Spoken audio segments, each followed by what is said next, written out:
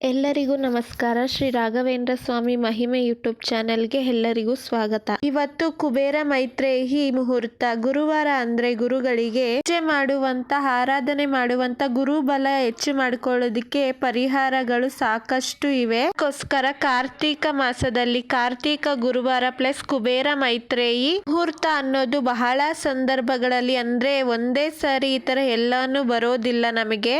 ಅಂದಾಗ ನೀವು ಮಿಸ್ ಮಾಡ್ಕೊಳ್ಳದೆ ಪರಿಹಾರಗಳನ್ನ ಮಾಡ್ಕೊಳ್ಳಿ. ಮೈತ್ರೇಯಿ ಮುಹೂರ್ತ ಅನ್ನೋದು ನಮಗೆ ಸಾಲ ತಗೊಂಡಿರ್ತೀವಿ, ತೀರ್ಸೋದಕ್ಕಾಗ್ತಾ ಇರೋದಿಲ್ಲ, ಅಥವಾ ಸಾಲ ಕೊಟ್ಟಿರ್ತೀವಿ, ಅವ್ರು ಏನ್ ಮಾಡಿದ್ರು ನಮ್ಗೆ ಕೊಡ್ತಾನೆ ಇರೋದಿಲ್ಲ. ಗೋಲ್ಡ್ ಲೋನ್ ಆಗಿರ್ಬೋದು, ಹೌಸ್ ಲೋನ್ ಆಗಿರ್ಬೋದು, ಮನೆಗಳಲ್ಲಿ ನೀವೇನಾದ್ರೂ ಮನೆ ಮೇಲೆ ಲೋನ್ ತಗೊಂಡಿರ್ಬೋದು, ಅಥವಾ ಏನಾದ್ರೂ ಬಿಸ್ನೆಸ್ ಮಾಡ್ಲಿಕ್ಕೆ ಬಿಸ್ನೆಸ್ ಮೇಲೆ ಲೋನ್ ತಗೊಂಡಿರ್ಬೋದು, ವೆಹಿಕಲ್ ಲೋನ್ಗಳಾಗಿರ್ಬೋದು, ಎಲ್ಲ ನೀವು ತಗೊಂಡಿರ್ತೀರ. ಸರಿಯಾದ ಟೈಮ್ಗೆ ಇದನ್ನ ಕಟ್ಟೋಕ್ ಆಗ್ತಿರೋದಿಲ್ಲ, ಇದರಿಂದ ಇಂಟ್ರೆಸ್ಟ್ ನಿಮ್ಗೆ ಇನ್ನು ಜಾಸ್ತಿನೇ ಆಗ್ತಾ ಇದೆ. ಯಾವ ರೀತಿಯ ಲೋನ್ ಆದ್ರೂ ಪರವಾಗಿಲ್ಲ, ಯಾವ ರೀತಿಯ ಸಾಲ ಆದ್ರೂ ಪರವಾಗಿಲ್ಲ, ಈ ಮೈತ್ರೇಯಿ ಮುಹೂರ್ತವನ್ನ ನೀವು ಬಳಸ್ಕೊಳ್ಳಿ. ಅದರಿಂದ ನೀವು ಸಾಲವನ್ನ ತೀರಿಸ್ಕೊಂಡು ಮುಕ್ತಿ ಆಗ್ಬೋದು, ಸಾಲದಿಂದ ಮುಕ್ತಿ ಆಗ್ಬೋದು, ರಿಲೀಫ್ ಆಗ್ಬೋದು. ಅದಕ್ಕೋಸ್ಕರನೇ ನಮ್ಗೆ ಗುರುವಾರ ಬಂದಿರೋದ್ರಿಂದ ಮೈತ್ರೇಯಿ ಸಮಯನೂ ಕೂಡ ನಾನು ನಿಮ್ಗೆ ತಿಳಿಸ್ತೀನಿ. ಮುಹೂರ್ತ ಬಹಳ ಶಕ್ತಿದಾಯಕವಾಗಿರುತ್ತೆ. ಯಾವ ರೀತಿ ಮಾಡ್ಕೋಬೇಕು ಅಂತ ಅಂದ್ರೆ 5 ರೂಪಾಯಿ ಕಾಯಿನಿಂದ ನೀವು ಇದನ್ನ ಪರಿಹಾರವನ್ನ ಮಾಡ್ಕೊಳ್ಬೇಕು. ಕೆಲವೊಬ್ಬರಿಗೆ ಈ ಡೇಟ್ ಮ್ಯಾಚಿಂಗ್ ಅನ್ನೋದು ಇರೋದಿಲ್ಲ. ಅಂದ್ರೆ ನೀವು ಲೋನ್ಗಳು ತಗೊಂಡಿರ್ತೀರಲ್ವಾ, ಗೋಲ್ಡ್ ಅಥವಾ ಇನ್ನೊಂದು ಮನೆದು, ವೆಹಿಕಲ್ಸ್ ಏನೋ ಒಂದು, ಅದಕ್ಕೆಲ್ಲ ಒಂದು ಡೇಟ್ ಅನ್ನೋದು ಇರುತ್ತೆ. ಆ ಡೇಟ್ಗೆ ನಮ್ಗೆ ಮೈತ್ರೇಯಿ ಮುಹೂರ್ತ ಅನ್ನೋದು ಬಂದಿರೋದಿಲ್ಲ. ಆಗ ನಾವು ಯಾವ ತರ ಮಾಡ್ಕೋಬೇಕು ಅನ್ನೋದನ್ನು ಕೂಡ ನೀವು ಕನ್ಫ್ಯೂಷನ್ ಮಾಡ್ಕೋಬಹುದು. ನೋಡಿ, ನೀವು ಇದೇ ಸಮಯಕ್ಕೆ ಹೋಗಿ ನೀವು ಆ ಸಮಯದಲ್ಲಿ ಏನಾದ್ರೂ ಕಟ್ಟುವ ವ್ಯವಸ್ಥೆ ಇದ್ರೆ ಆ ಮುಹೂರ್ತದಲ್ಲಿ ಹೋಗಿ ನಾವು ಕಟ್ತೀವಿ ಅಂತ ಹೇಳಿ ಕೈ ಸಾಲ ಏನಾದ್ರೂ ಮಾಡ್ಕೊಂಡಿದ್ರೆ ಕೂಡ ನಾವು ಅವ್ರಿಗೆ ಈ ಸಮಯಕ್ಕೆ ಫೋನ್ ಪೇ ಮಾಡ್ತೀವಿ, ನಾವು ತಗೊಂಡಿರುವ ಅಮೌಂಟ್ ಅನ್ನ ಸ್ವಲ್ಪನಾದ್ರೂ ಅಂತ ಹೇಳಿ ಸುಮಾರು ಜನಕ್ಕೆ ಮೈತ್ರೇಯಿ ಮುಹೂರ್ತ ನಮ್ಗೆ ಸಡನ್ ಆಗಿ ಇವಾಗ ಗೊತ್ತಾಯ್ತು, ನಮ್ಗೆ ಅವರಿಗೆ ಕೊಡೋದಕ್ಕೆ ಸ್ವಲ್ಪನೂ ದುಡ್ಡಿಲ್ಲ, ನಾವ್ ಏನ್ ಮಾಡೋದು ಅಂತ ಕೂಡ ನೀವು ಅನ್ಕೊಳ್ಬಹುದು. ಫ್ರೆಂಡ್ಸ್, ಗುರುಗಳಿಗೆ ತುಂಬಾನೇ ಇಷ್ಟವಾದ ಸಂಖ್ಯೆ ಅಂತ ಅಂದ್ರೆ ಅದು 5. ಅದಕ್ಕೋಸ್ಕರ 5 ರೂಪಾಯಿ ಕಾಯಿನಿನ ಪರಿಹಾರವನ್ನ ನಾನು ಈ ದಿನ ತಿಳಿಸ್ತೀನಿ. ನಾವು ಅನ್ಕೊಳ್ಬಹುದು ನಿಮ್ಮ ಹತ್ರ ಒಂದು 100 ರೂಪಾಯಿ ಅಥವಾ 200, 500, 1000 ರೂಪಾಯಿ ಈ ತರ ಇದ್ರೆ ನೀವು ಕಟ್ಬಿಡಿ ಅಂತ ಹೇಳ್ಬಿಟ್ಟು ಇದ್ರೆ ಕಟ್ಬಹುದು. ಇಲ್ಲ ಅಂತ ಅಂದ್ರೆ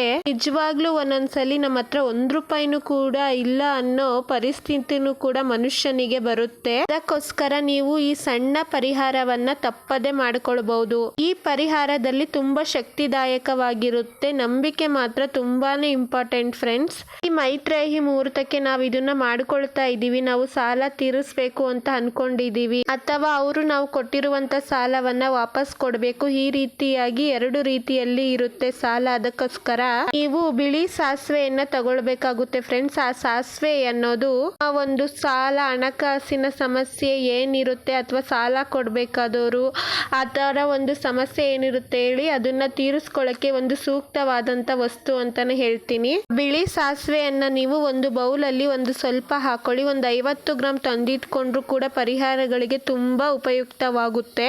ಪರಿಹಾರ ಮಾಡ್ಕೊಳ್ಳೋದಕ್ಕೂ ಕೂಡ ಯೂಸ್ ಆಗುತ್ತೆ ಅಲ್ವಾ, ಅದಕ್ಕೋಸ್ಕರ ಹೇಳ್ತಾ ಇರೋದು. 5 ರೂಪಾಯಿ ಕಾಯಿನ್ನ ನೀವು ಈ ಗೋಲ್ಡ್ ಕಲರ್ ಇರುತ್ತಲ್ಲ ಅದನ್ನ ತಗೊಳ್ಳಿ.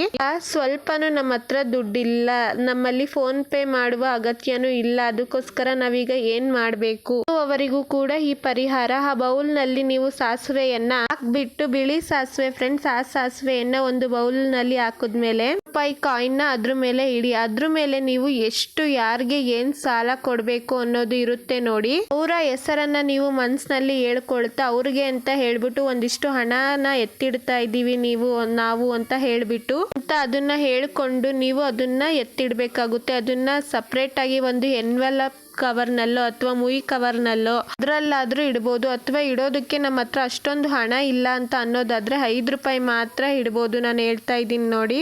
5 ರೂಪಾಯಿ ಯಾಕೆ ಅಂತ ಅಂದ್ರೆ ಗುರುಬಲ ನಮ್ಗೆ ಹೆಚ್ಚಾದಾಗ ನಾವು ಸಾಲವನ್ನ ತೀರಿಸಬಹುದು, ಮತ್ತೆ ಕುಬೇರರ ಆಶೀರ್ವಾದ ಅನ್ನೋದು ನಮ್ಗೆ ಸಿಗುತ್ತೆ. ಅದಕ್ಕೋಸ್ಕರ ನೀವು 5 ರೂಪಾಯಿ ಕಾಯಿನನ್ನ ಈ ಸಾಸಿವೆ ಮೇಲೆ ಇಟ್ಬಿಟ್ಟು ನಾವು ಈ ಮೈತ್ರೇಯಿ ಮುಹೂರ್ತದಲ್ಲಿ ನಾವು ಇದನ್ನ ಮಾಡ್ತಾ ಇದೀವಿ. ನಮ್ಮ ಸಾಲ ಎಷ್ಟಿದೆ ಅದನ್ನ ಬೇಗ ತೀರಿಸ್ಕೊಳ್ಳೋದಿಕ್ಕೆ ನಮ್ಗೆ ಒಂದು ಮಾರ್ಗವನ್ನ ತೋರಿಸು ಅಂತ ನೀವು ಕೇಳ್ಕೊಳ್ಬೇಕಾಗುತ್ತೆ ಫ್ರೆಂಡ್ಸ್. ಅದು ನಿಮ್ಮ ಇಷ್ಟ ದೇವರಾಗಿರ್ಬೋದು, ವರಾಹಿ ದೇವರಾಗಿರ್ಬೋದು, ಅಥವಾ ಅಥವಾ ನಿಮ್ಮ ಕುಲದೇವರಾಗಿರ್ಬೋದು, ಯಾರೇ ಆಗಿರ್ಬೋದು, ನಿಮ್ಮ ಇಷ್ಟ ದೇವರನ್ನ ನೆನೆಸ್ಕೊಂಡು ಮನಸ್ಸಿನಲ್ಲೇ ನೀವು ಒಂದ್ಸಲಿ ಅನ್ಕೊಳ್ತಾ ಸಮಯದಲ್ಲಿ ಮೈತ್ರೇಯಿ ಮುಹೂರ್ತದಲ್ಲಿ ನೀವು ಈ ಒಂದು ಸಂಕಲ್ಪವನ್ನ ಮಾಡ್ಕೊಳ್ಬೇಕಾಗುತ್ತೆ. ಮೈತ್ರೇಯಿ ಮುಹೂರ್ತ ಬಂದು ನಮಗೆ 3:45 ಇವತ್ತಿನ ದಿನ 3:45 ಸಂಜೆ 5:51 ಮುಕ್ತಾಯವಾಗುತ್ತೆ.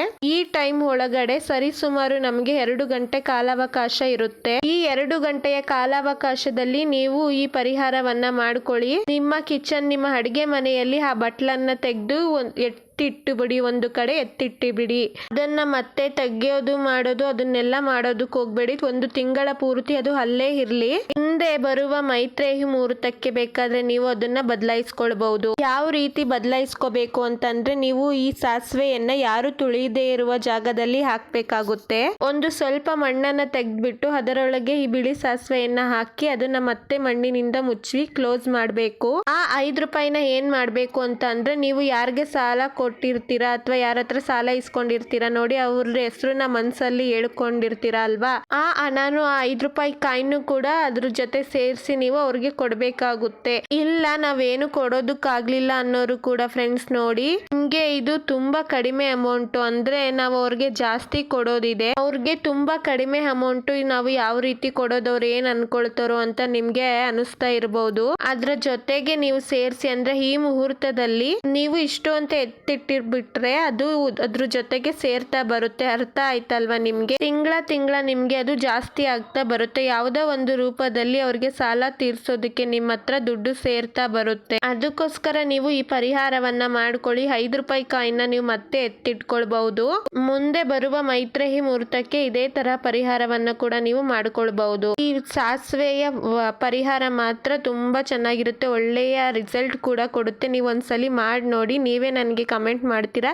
ನಿಮಗೆ ಈ ಒಂದು ಪರಿಹಾರ ಆದರೆ ಖಂಡಿತವಾಗಿಯೂ ನನಗೆ ಕಮೆಂಟ್ ಮೂಲಕ ತಿಳಿಸಿ. ನೀವು ಒಂದು ನೆನ್ಪಿಟ್ಕೊಳ್ಬೇಕು, ನೀವು ಈ ಮೈತ್ರೇಯಿ ಸಮಯದಲ್ಲೇ ಮಾಡ್ಕೊಳ್ಬೇಕಾಗುತ್ತೆ. ನೀವು ಬೇರೆ ಸಮಯದಲ್ಲಿ ಮಾಡ್ಕೊಂಡ್ರೆ ಅದೇನು ಪ್ರಯೋಜನಕ್ಕೆ ಬರೋದಿಲ್ಲ, ಅದಂತೂ ಖಂಡಿತ. ಈ ವಿಡಿಯೋನ ಪೂರ್ತಿಯಾಗಿ ನೋಡಿ, ಇದನ್ನ ಅರ್ಥ ಮಾಡ್ಕೊಂಡು ಪರಿಹಾರವನ್ನ ಮಾಡ್ಕೊಳ್ಳಿ. 100% ರಿಸಲ್ಟ್ ನಿಮಗೆ ಸಿಗುತ್ತೆ. ನೀವೇ ಕಮೆಂಟ್ ಮೂಲಕ ನನಗೆ ತಿಳಿಸ್ತೀರಾ.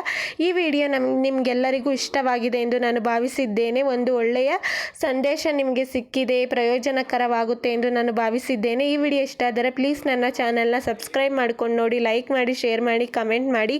ನಾನು ಮುಂದಿನ ವಿಡಿಯೋದಲ್ಲಿ ಸಿಗ್ತೀನಿ ಫ್ರೆಂಡ್ಸ್. ಟೇಕ್ ಕೇರ್, ಬಾಯ್ ಬಾಯ್.